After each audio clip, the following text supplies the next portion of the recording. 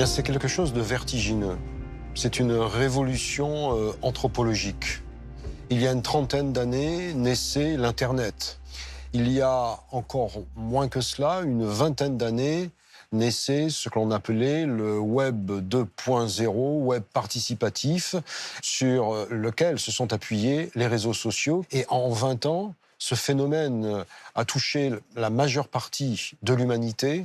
Les chiffres sont extrêmement éloquents, puisque en Europe de l'Ouest, on estime qu'à peu près 83% des habitants utilisent quotidiennement les réseaux sociaux. Et cela plusieurs heures par jour. C'est donc un phénomène massif qui transforme nos vies au quotidien et qui transforme aussi la relation à l'autre.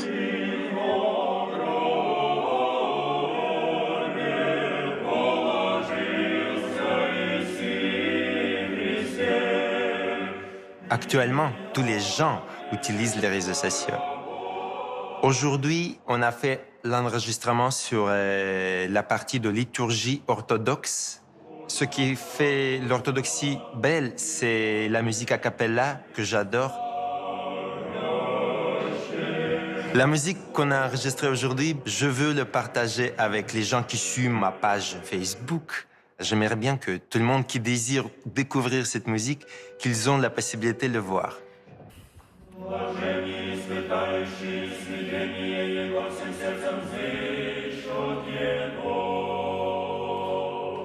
En France, comme ailleurs, dans le monde entier, les orthodoxes sont bien sûr utilisateurs des réseaux sociaux, mais ils sont également créateurs de contenu pour transmettre les beautés de la foi orthodoxe.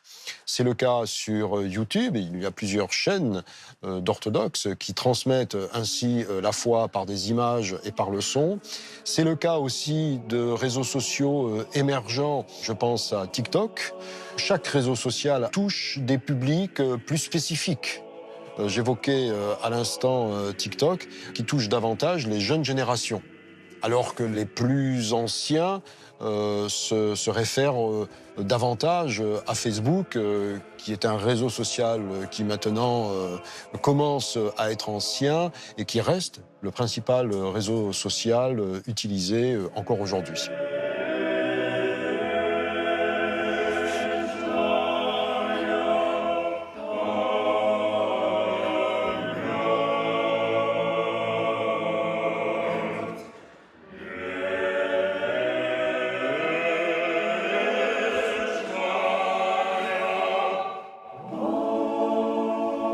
Ce que nous chantons aujourd'hui, c'est une œuvre que j'ai composée tout spécialement pour le chœur Saint-Serge. Écrire et éditer, c'est une chose, j'édite mes partitions. Mais beaucoup de gens ne lisent pas directement la musique, autant leur faire entendre. Alors je vais au plus loin qu'un compositeur peut faire, je dirige mes œuvres pour en faire des clips que je mets sur YouTube pour que ces œuvres puissent être connues. Les partitions, à ce moment-là, sont demandées. Et d'ailleurs, maintenant, elles sont toutes sur un site de téléchargement gratuit. Et elles sont très régulièrement consultées et téléchargées. Donc, on espère que, quelque part dans le monde, des chœurs mettent au cœur de leur église ces compositions.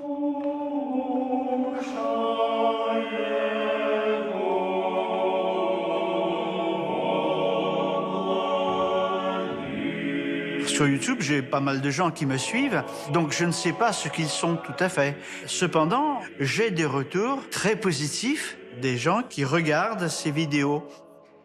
La plupart des gens, bon, les regardent une fois, les regardent deux fois et puis c'est tout. Mais d'autres personnes m'encouragent à en faire d'autres tout simplement parce qu'elles disent « Nous sommes un peu éloignés de l'Église, nous passons votre Notre Père et nous prions dessus. » Alors là, ça me va droit au cœur.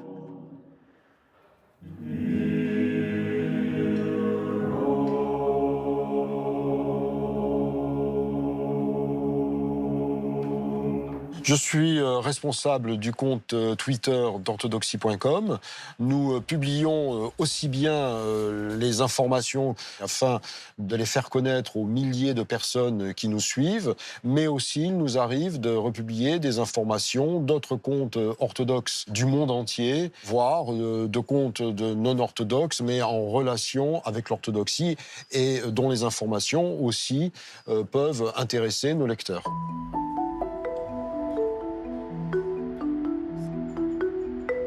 Je suis en train de regarder les derniers posts que nous avons mis en ligne et je vois quelques réactions. Ces réactions, très souvent, se traduisent par le nombre de vues, en général assez rapidement, quelques centaines, parfois quelques milliers, par les reposts et les personnes qui, sur leur compte Twitter, reprennent nos propres envois. Et je vois que certaines informations suscitent plus d'attention que d'autres, mais c'est très difficile de savoir à l'avance lesquelles. Il est important de savoir, d'une part, qui on est et à qui on s'adresse, et de l'intention que l'on veut mettre dans ce que l'on transmet. Ce sont toutes ces questions qui doivent présider à la fois venant de l'émetteur de l'information, mais aussi du récepteur, finalement, ceux qui vont recevoir cette information, dans quelle mesure elle va leur être bénéfique et va les aider à grandir dans ce qu'elles recherchent, en l'occurrence la foi orthodoxe.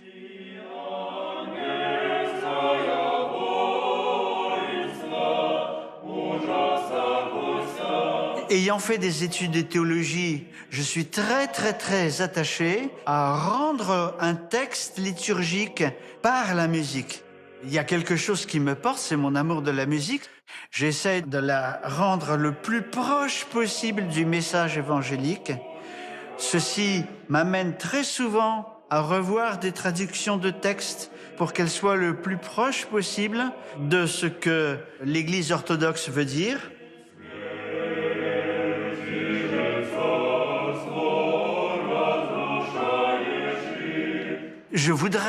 Je souhaite que cette musique soit aimée par d'autres aussi. Donc, j'ai besoin de partager. Je vais bientôt mourir. Je lance des bouteilles à la mer. Les réseaux sociaux sont pour moi comme la mer. Je compose de la musique, je l'édite, je la mets dans une bouteille et je la lance. Et les réseaux sociaux récupèrent cette bouteille à la mer et puis les gens, ils font ce qu'ils veulent avec. Les réseaux sociaux, comme ceux d'orthodoxie.com, ont aussi un mérite, c'est celui de donner une visibilité à ce que nous appelons l'orthodoxie canonique. Et c'est extrêmement important parce que c'est un gage de transmission d'une information qui soit fiable. Parce que sur Internet et sur les réseaux sociaux, on trouve vraiment de tout. Tout le monde peut se dire orthodoxe et on voit des fois, et même trop souvent, des choses surprenantes. La majeure partie de la population est, de fait de notre société sécularisée, très peu instruite de la foi chrétienne de façon générale. Et il y a beaucoup d'idées fausses qui peuvent circuler. Et il est important, et même fondamental, que les orthodoxes assurent une présence qui soit croissante, parce que pour le moment, il faut bien le dire, que cette présence, si elle est réelle, si elle est effective, si elle est dynamique, elle n'en demeure pas moins encore beaucoup trop modeste.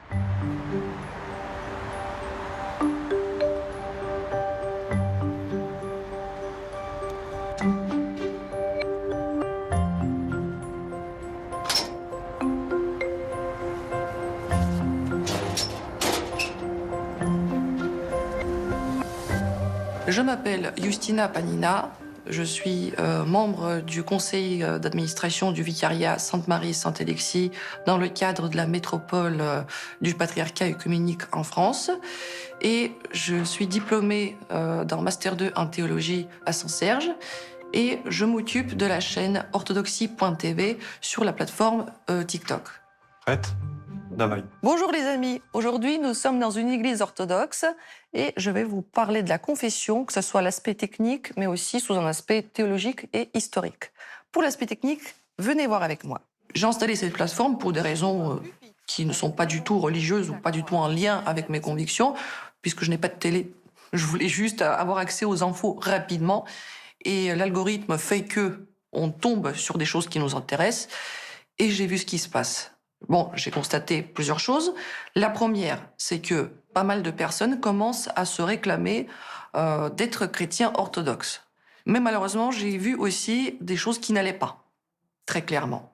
Quand je vois des personnes qui se disent orthodoxes, qui ont à peine 18-19 ans, qui ne sont pas formées, qui ne sont même pas catéchumènes, qui ne sont même pas baptisées, et qui se permettent d'enseigner qu'est-ce qu'on doit faire, comment on doit prier, avec qui on peut se marier ou ne pas se marier, je suis désolée, mais c'est peu prudent.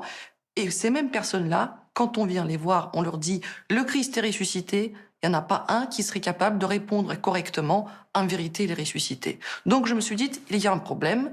Et je me suis décidée de lancer cette chaîne et je me suis adressée au père Givko Panev, qui était mon enseignant à Saint-Serge, qui a accepté volontiers de me donner sa bénédiction. Et je travaille aussi pour le site orthodoxie.com et on va essayer de faire plein de projets dans l'avenir. Madame, c'est bon. Il ne faudrait pas oublier que la confession, initialement, s'est apparue quand même suite à des choses très très graves. Ce sont des chrétiens qui ont été martyrisés et qui ont renié le Christ. C'est une réconciliation avec l'Église suite à une faute grave qui nous coupe du corps du Christ. Donc la confession, c'est quand même pour des choses sérieuses et ce n'est pas une histoire d'un knacky mangé en vendredi midi. C'est nickel.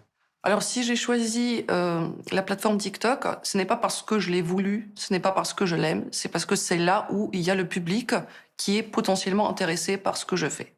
Et le format, effectivement, qui est très très court, est complexe, parce que c'est vrai qu'en 3 minutes, il n'est pas évident de faire des choses sérieuses.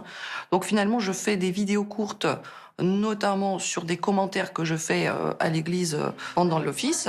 J'essaie de faire des petites vidéos explicatives, mais ça sert plutôt d'ancrage pour attirer les gens, pour qu'ils puissent venir dans le format des lives où je peux effectivement prendre mon temps et passer 1 heure, 2 heures. Bon, une fois, j'ai fait 6h30 d'explications en direct. Et c'est vrai que je privilégie le format du live parce que, excusez-moi, mais en 3 minutes, vous pouvez donner juste quelques définitions.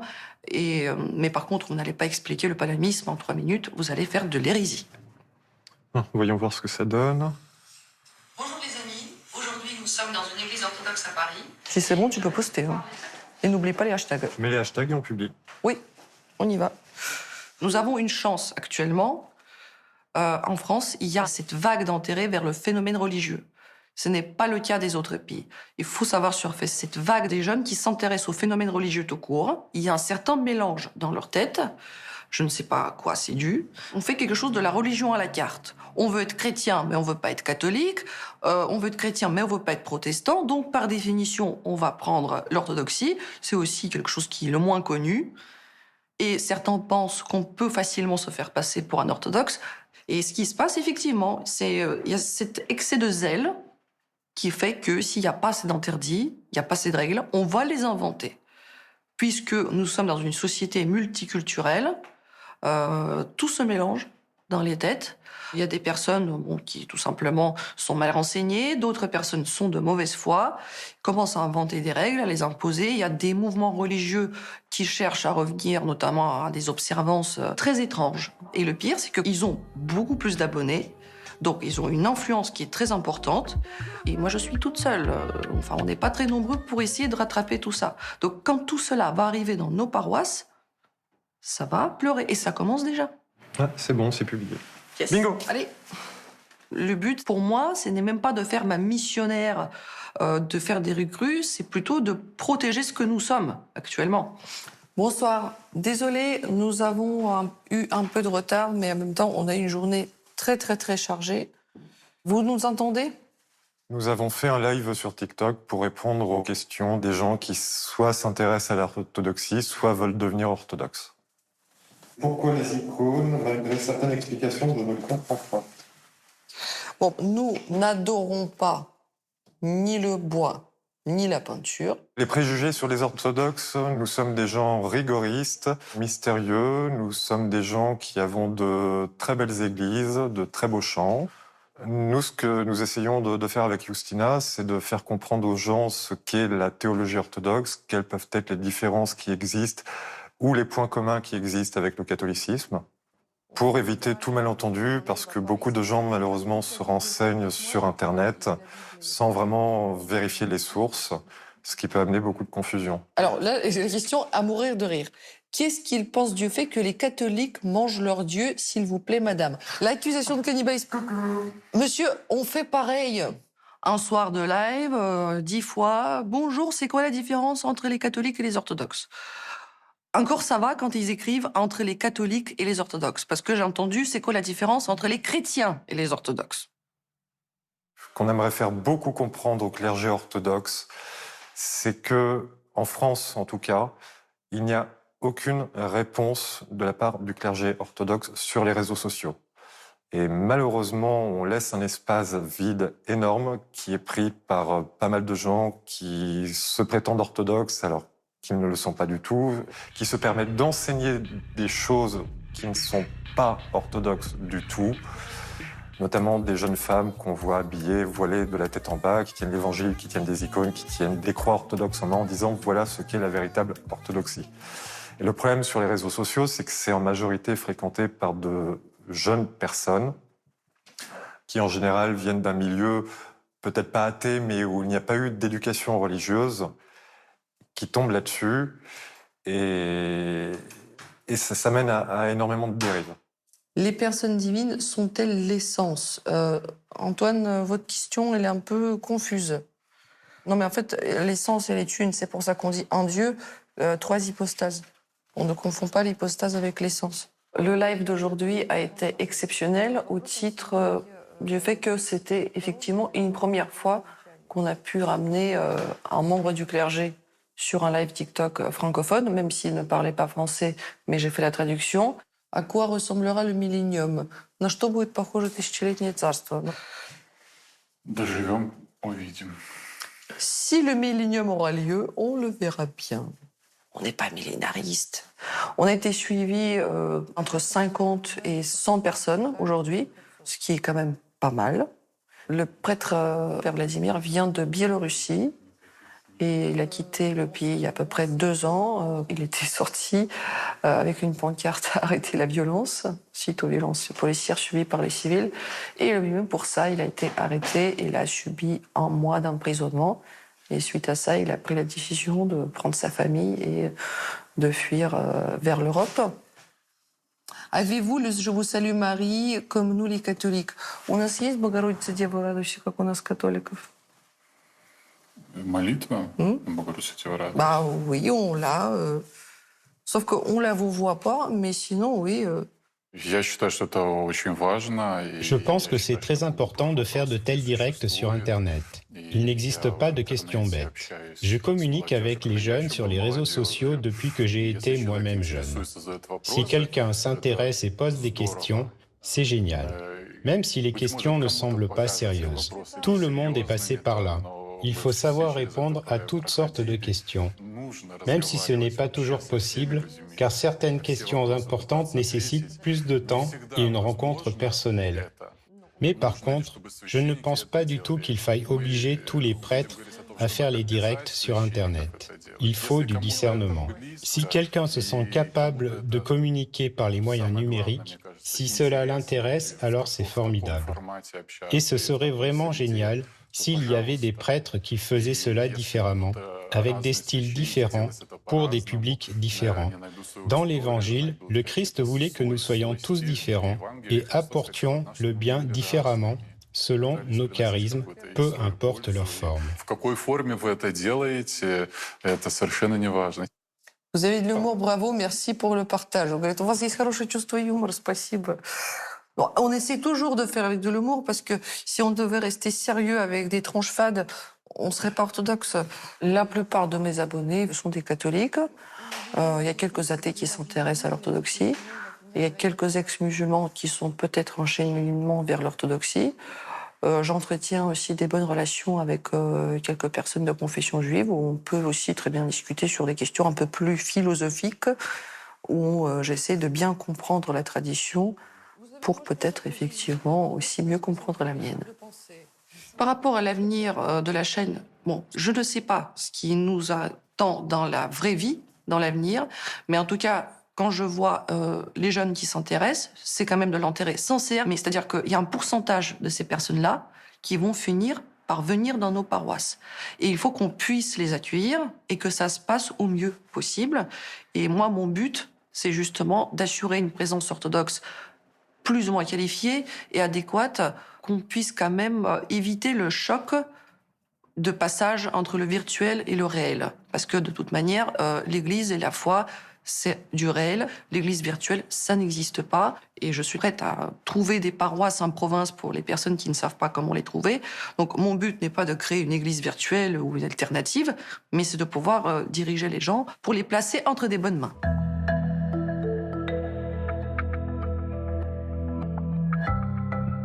Et à titre personnel, le fait d'avoir de l'expérience de parler en public, de savoir tenir les spectateurs, m'a permis effectivement d'obtenir un petit poste de bénévole pour la radio. Et j'espère que ça va aboutir à des choses intéressantes. De toute manière, on va essayer d'assurer une présence orthodoxe partout où c'est possible, tant que Dieu le veut.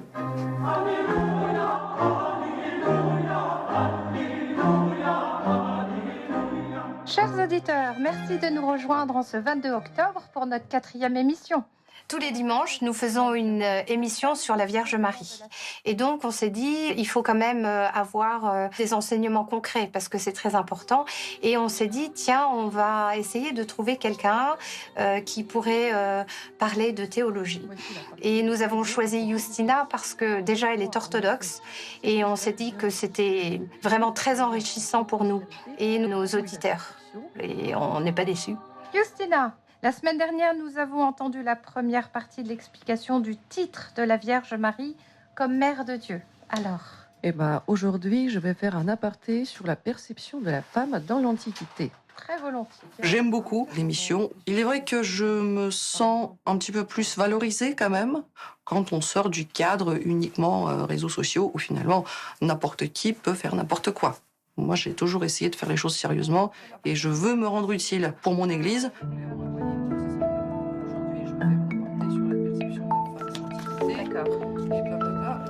On dit que les jeunes ne bougent pas suffisamment. Moi, je dirais que c'est faux. Les jeunes ont toujours envie de bouger. Les jeunes veulent servir.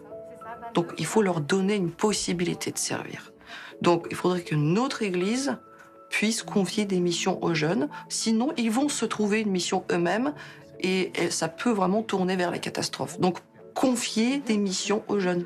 Trouvez-leur une tâche qu'ils pourraient faire et ça peut rendre service à tout le monde, à l'Église et aussi à ces jeunes concernés. Parce qu'un jeune ne peut pas se contenter de venir à la liturgie, de prendre le café et puis de repartir chez soi jusqu'au dimanche prochain. Nous nous retrouverons la semaine prochaine. Voilà, bonne semaine. Merci. Au revoir. Les réseaux sociaux transmettent une image. Elles peuvent aussi inciter à approfondir leur foi orthodoxe, mais les réseaux sociaux ne permettent pas, à mon avis, de vivre pleinement la foi orthodoxe. Aujourd'hui, ce phénomène massif est aussi saisi au sein de l'orthodoxie. C'est ainsi que le 7 octobre dernier, l'Assemblée des évêques orthodoxes de France a organisé une journée de réflexion sur les réseaux sociaux. Toi qui es admirable dans tes saints. Nous nous retrouvons aujourd'hui dans les locaux de la cathédrale orthodoxe serbe Saint-Sava pour une première journée dédiée à une rencontre de la jeunesse orthodoxe.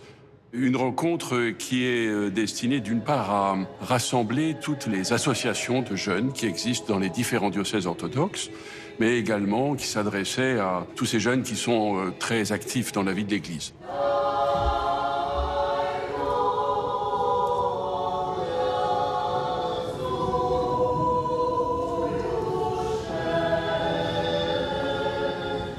Cette journée a commencé par la liturgie qui a été célébrée par 6 évêques. Tous les diocèses présents en France étaient représentés Les jeunes qui étaient là venaient principalement de la région parisienne, mais certains venaient même du sud de la France, de tous les endroits de France. Donc il y avait, je dirais, une diversité et une unité de prière dans cette diversité de provenance et d'origine des uns et des autres. Les réseaux sociaux virtuels ou sur Internet ne relient pas les personnes, mais des identités virtuelles, autrement dit des images qu'on veut se créer et se donner soi-même. Alors le thème de notre réunion, c'était la place des réseaux sociaux dans notre vie, la vie quotidienne. C'était une manière, d'une part, de constater un petit peu la révolution actuelle qui est en train de se vivre et de quelle manière nous pouvons exercer un discernement pour ne pas tout rejeter, parce qu'il y a des choses excellentes, mais également pour que nous ne soyons pas des victimes, que nous ne soyons pas manipulés, que cette toile ne devienne pas une toile d'araignée qui serait là pour, je dirais, nous emprisonner d'une certaine manière. En fait, quand on dit réseaux sociaux, soyons très clairs, c'est pas uniquement le Facebook ou le TikTok, n'importe quel milieu informatique où les gens peuvent se rencontrer, plus ou moins, c'est un réseau social. Il faut construire des compétences chez les jeunes, surtout, qui sont très habitués à utiliser ces réseaux numériques pour qu'ils soient à la fois bien ancrés dans l'Église, dans le vécu de l'Église, et à la fois des vrais parleurs des langues nouvelles qui s'expriment aujourd'hui à travers le numérique. Chaque membre de l'Église est un missionnaire. Mais missionnaire, ça ne veut pas dire parler à tout prix de n'importe quoi au nom de l'orthodoxie, mais d'être quelqu'un qui vit l'orthodoxie et qui l'exprime à travers sa respiration, à travers son regard, à travers tout son travail, tout ce qu'il fait. Donc, être ancré véritablement dans l'Église me donne la qualité de mon témoignage. Beaucoup de jeunes aujourd'hui témoignent de leur foi orthodoxe sur Discord, sur YouTube, sur plein de façons différentes.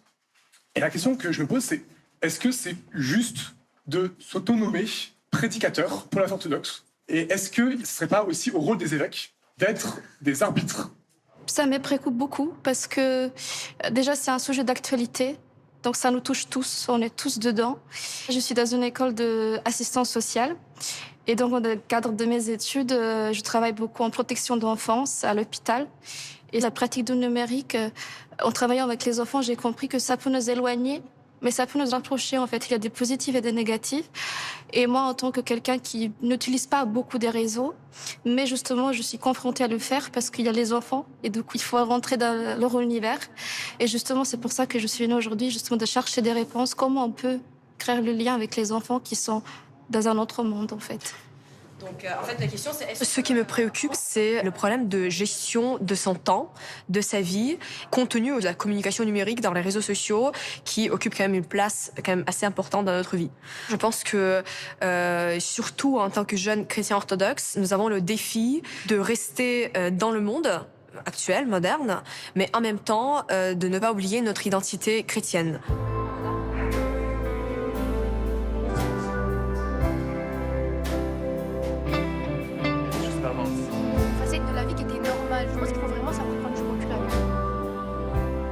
Les jeunes sont soumis à un tsunami d'informations, y compris en ce qui concerne l'Église orthodoxe. Là, les évêques ont un rôle à accomplir. À nous de mettre en œuvre une communication adaptée qui permettrait aux jeunes d'avoir les instruments, les éléments, d'établir un discernement parmi toutes ces informations qui les submergent parfois. Le but est quand même de trouver, rechercher la liberté. Nous ne pouvons pas vivre comme des esclaves ou, je dirais, des gens qui sont soumis à telle ou telle pression extérieure pour aller là où on souhaite nous envoyer. Non, nous sommes appelés en tant que baptisés à dire ce que nous souhaitons et où nous souhaitons aller. Et ce que nous souhaitons, c'est d'être unis au Christ.